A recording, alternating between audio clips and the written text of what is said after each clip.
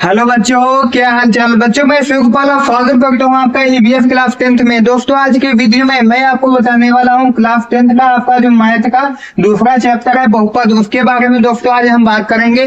ये दोस्तों आपका प्रश्नावली 2.1 दी गई है, इसके आज के जितने भी क्वेश्चन है वो सब हल करेंगे। उससे पहले दोस्तों आपके जो पहली एक्सरसाइज थी वो हमने कंप्लीट करवा दिया है। उसमें फर्स्ट आपकी और सेकेंड एक्सरसाइज कंप्लीट हो चुकी है और साथ में उसके बहुविकल्पी यानी कि एमसीक्यू भी करवा दिया है। तो उस वीडियो का लिंक इस वीडियो के डिस्क्रिप्शन बॉक्स में मिल जाएगा। तो दोस्तों आज हम चालू करेंगे आपका प्रश्नावली 2.1। तो दोस्तों इसे चालू करने से पहले हम समझ लेते हैं बहुपद। आपका बहुपद क्या होता है। अगर हम कोई चैप्टर पढ़ रहे हैं तो उसका नाम है बहुपद। तो बहुपद क्या होता है पहले तो वो हम जानेंगे। तो दोस्तों बहुपद आपका क्या होता है। बहुपद दोस्तों मान लीजिए जैसे कि आपका ये x square plus b x plus c, इस फॉर्मेट में अगर दोस्तों आपका है तो वो आपका क्या होता है, वो आपका होता है बहुपद। अगर दोस्तों यहीं पे ये बराबर करके 0 लगा दिया जाए तो ये आपका समीकरण हो जाता है। तो बहुपद का एक फार्मूला यानी कि बहुपद किस पे बेस होता है, आपका बहुपद इस पर बेस होता है x square plus b x plus c पर बेस्ड होता है। अब दोस्तों आपका हम देख लेते हैं प्रश्नावली 2.5। इसमें दोस्तों आपका एक ही क्वेश्चन दिया गया है, इसे फटाफट समझ लेते हैं। दोस्तों प्रश्न 1 आपका क्या कह रहा है। प्रश्न 1 आपका कह रहा है कि किसी बहुपद px के लिए y बराबर px का ग्राफ नीचे आकृति 2.10 में दिया है। प्रत्येक स्थिति में px के पूर्णांकों की संख्या ज्ञात करना है।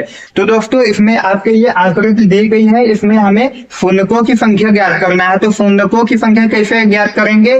देखो दोस्तों यहाँ पे आपका पहला दिया गया है, तो इसमें दोस्तों किस पर पूर्णांकों की संख्या ज्ञात करना है, आपका px पर। तो जो पूर्णांकों की संख्या होता है दोस्तों उसे हम p से डिनोट करते हैं। किससे डिनोट करते हैं, p से डिनोट करते हैं। तो आपका यहाँ पर px यानी कि x के पूर्णांकों की संख्या हमें पूछ रहा है प्रश्न में।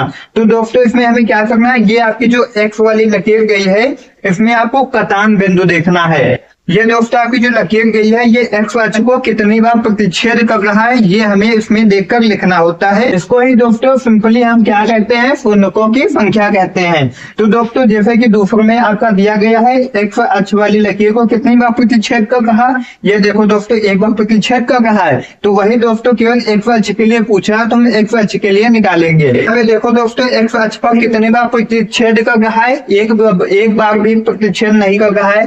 तो यहाँ पे पूर्णांकों की संख्या कितनी हो जाएगी, यानी कि px का मान कितना हो जाएगा, px का मान 0 हो जाएगा।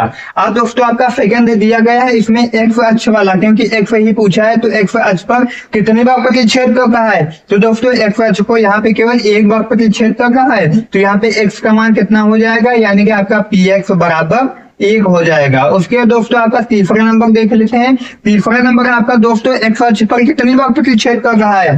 तो एक्स अक्ष को ये 1 बार हो गया आपका, यहाँ पे 2 बार हो गया और ये 3 बार, यानी कि एक्स अक्ष पर कितनी बार प्रतिच्छेद कर रहा है, 3 बार। तो यहाँ पे px का मान आपका कितना आ जाएगा, 3 आ जाएगा।